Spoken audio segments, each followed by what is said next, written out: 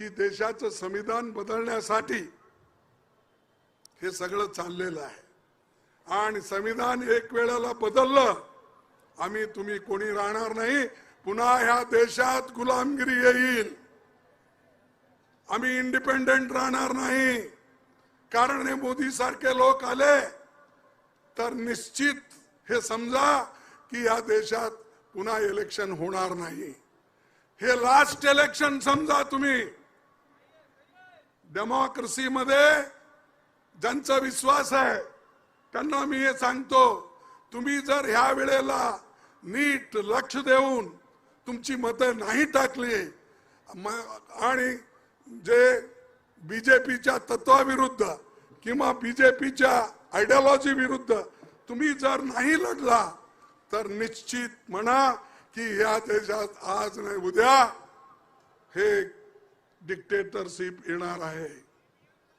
कारण हे नुसतं ईव्हीएम नाही, त्याच्या पाठीमागे दुसरे लोक आहेत।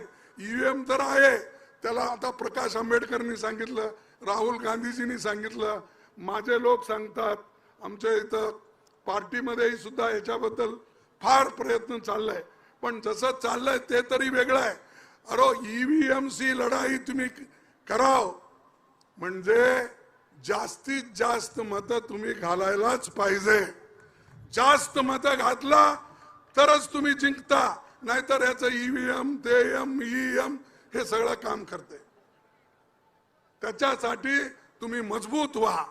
आणि आम्ही तर म्हणलो व्हीव्हीपॅट सगळे आपण त्याचं मोजणी करायचं, तर तेवढं केल्यानंतर सुद्धा आम्हाला सांगायचं आहे की त्यांना की एक तरफ व्हीव्हीपॅटचा सूद आहे, पण तुम्ही करता कशासाठी?